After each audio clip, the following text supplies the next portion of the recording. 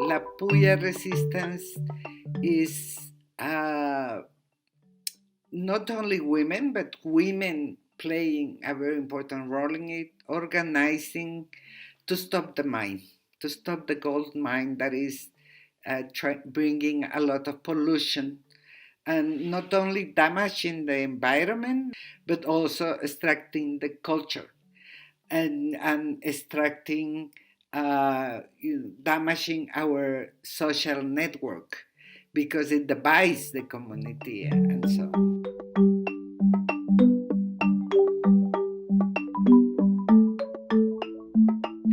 And the case of La Puya resistance is quite important, quite different, because it brings together um, indigenous communities and mestizo. And this concept of complementarity is quite important here because it's a concept also that is in the Mayan philosophy, so to speak. So it really is understandable.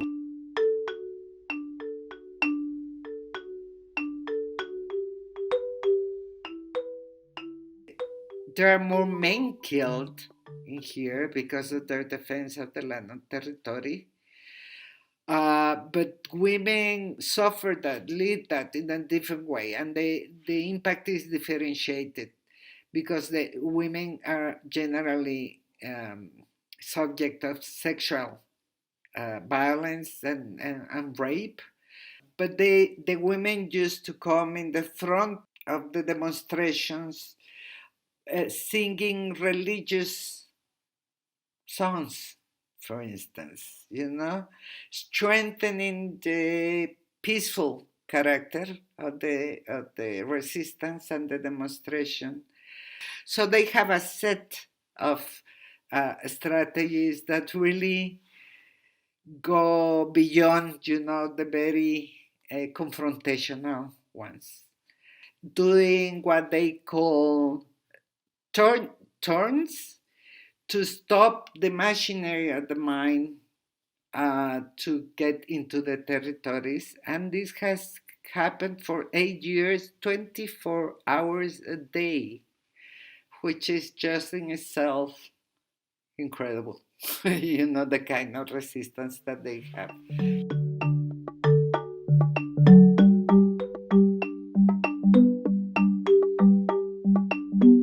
I think a lot of what jazz does uh, is important because of how we do it, not only what we do.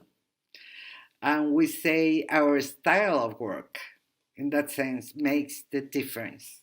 The kind of accompaniment and support that we do is based on the trust that has built sometimes for many years, with these women. And building trust is a very key and central part of how we work.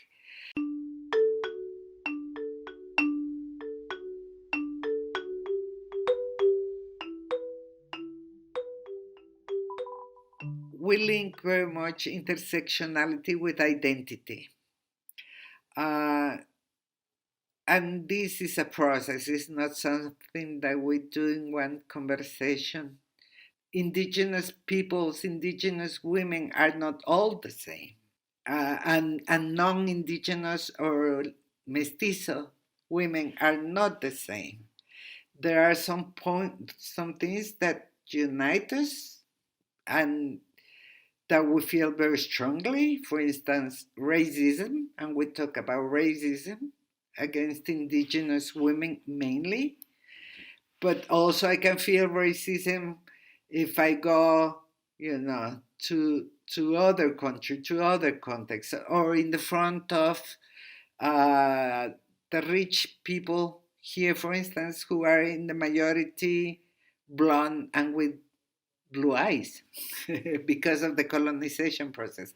So we start to digging more from their experience so that we are able to see that within those identities there are also differences in terms of class and can complement each other and can build collective power by recognizing the different powers that women and we all have to build towards the common objective.